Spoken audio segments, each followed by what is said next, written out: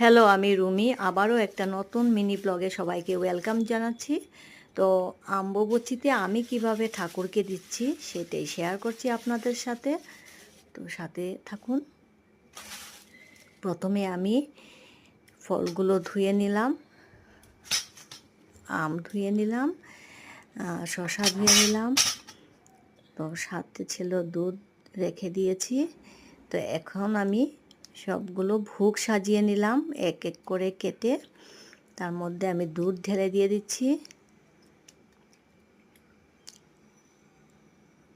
তো এইগুলো সব শিখা আমার মার কাছ থেকে। আমার মা এইভাবে দিতেন, তো মার কাছ থেকে আমি সব শিখেছি। তো আমার ভোগ রেডি হয়ে গেছে। এখন আমি ঠাকুরকে স্নান করিয়ে দেব। আমার স্নান কমপ্লিট। এখন ভোগ দিয়ে দিলাম, দিয়ে আমি জপ করে নিলাম।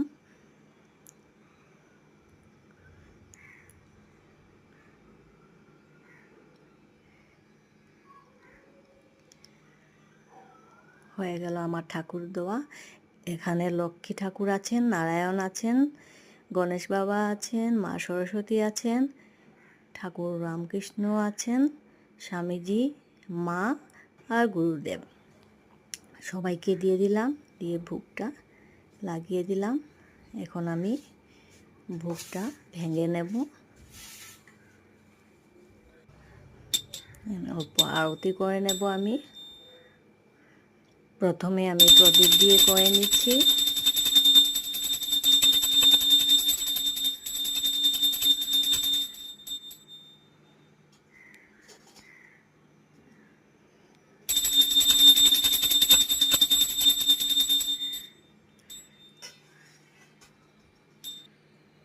হয়ে গেছে আমার আরতি কমপ্লিট। এখন আমি ভোগটা ভেঙে নেব। তো আমার ঠাকুর দোয়া কমপ্লিট। চলে আসলাম কিচেনে। এখন আমি রান্না স্টার্ট করে নিলাম। এদিকে ডাল বসিয়ে দিলাম, অন্যদিকে আমি চিকেন রান্না করছি। তো নেক্সট আরেকটা ভিডিও নিয়ে আসবো। Till then good bye. সবাই ভালো থাকুন, সুস্থ থাকুন।